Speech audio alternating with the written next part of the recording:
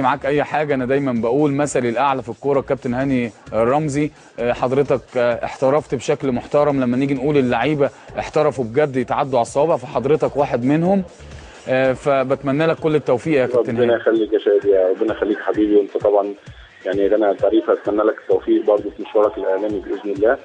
زي ما انت قلت يا احمد من كلامك، امبارح يعني كانت الحمد لله كسبنا مباراه صعبه مع فريق الجونه.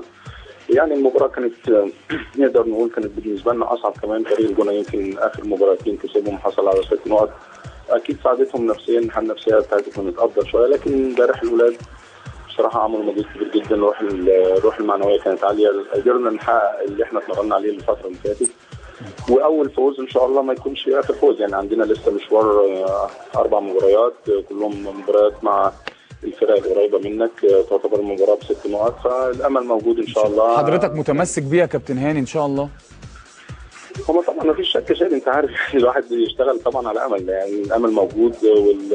بالرغم من الامور صعبه طبعا، يعني احنا عندنا فرقتنا معظمها مواليد 91 92، في 11 لعيب تحت السن مع مجموعه من اللاعبين المميزه. يمكن بينقصنا شويه خبرات في الدوري، لكن الشغل يمكن بدايه من مباراه حرس الحدود مرورا بمباراه الاهلي وانبي عاملين الحمد لله شكل كويس، ونتمنى ان شاء الله في النهايه ربنا يوفقنا. يا كابتن في مدربين كتير جدا ممكن يتعرض عليها الموقف الصعب دوت ما يردوش، يعني يقول لك انا هروح اجازف ليه باسمي وتاريخي. يحسب لك يا كابتن هاني اللي انت مسكت وادي دجله في التوقيت ده. والله انت عارف يا شادي، يعني كل واحد كده بيمر بمراحل تحديات في حياته، ما فيش شك ان فيها ريسك شويه، لكن المدرب لازم ياخد نوع من انواع الريسك. يعني لو كل مدرب هيستنى فريق جاهز يحقق بيه بطولات، لكن الواحد بيمر بمراحل كتير في حياته، بياخد خبرات منها زي الخبره الحمد لله. يمكن المكسب اللي كسبته مكسب الخبرات والمكسب المعنوي، ان انا كنت في السنه اللي فاتت وقدرت اقعد نادي ليرسا في الدوري البلجيكي، دي كانت خبرات كبيره جدا طبعا. رغم ايضا كانت الامور كانت صعبه جدا جدا هناك، لكن الحمد لله ربنا وفق.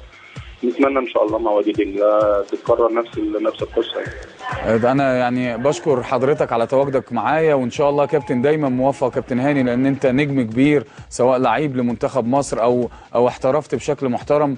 بنتمنى لك التوفيق دايما، خصوصا برضو احنا بنعتذر للكابتن هاني. يعني لما قلنا المدربين الشباب وذكرنا كل الناس، كان لازم اللي احنا نقول الكابتن هاني من ضمن الناس دي. كل التوفيق طبعا يا كابتن هاني. معانا طبعا